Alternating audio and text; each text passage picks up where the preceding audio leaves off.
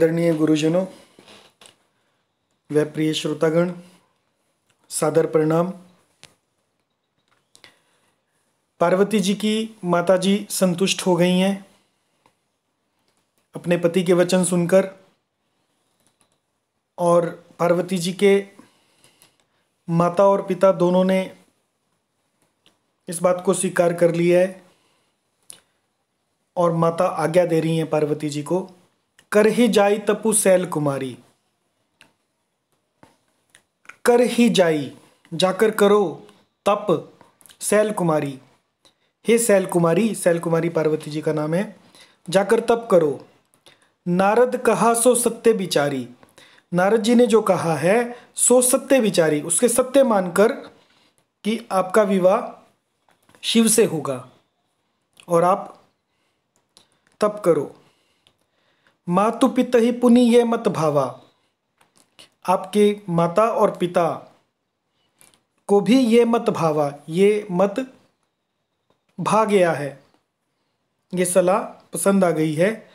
तपु सुख प्रद दुख दोष नसावा, जो तप है वो सुखप्रद होगा तुम्हारे लिए, और जो दुख और दोष शिव का अपमान सहने के कारण, प्रभु के साथ भगवान के साथ निरादर करने के कारण जो पूर्व जन्म से आप सह रही हो दुख और दोष, उसका नाश हो जाएगा। तप बल रचई प्रपंच विधाता, तप के बल से, प्रपंच मतलब सृष्टि का प्रपंच, रचई विधाता, ब्रह्मा जी रचना करते हैं सृष्टि की। तप बल विष्णु सकल जगत त्राता, तप बल से ही विष्णु सकल सारे संसार की का पालन करते हैं। तप बल शंभु करई संघारा, और तप बल से ही शंभु संहार करते हैं सृष्टि का। तप बल शेषु धरई महिवारा, तप बल से ही शेषनाग मही भारा, मही मतलब पृथ्वी का भार धारण करते हैं। तप आधार सब सृष्टि भवानी, ये माता शिक्षा दे रही हैं मैना जी अपनी पुत्री पार्वती को।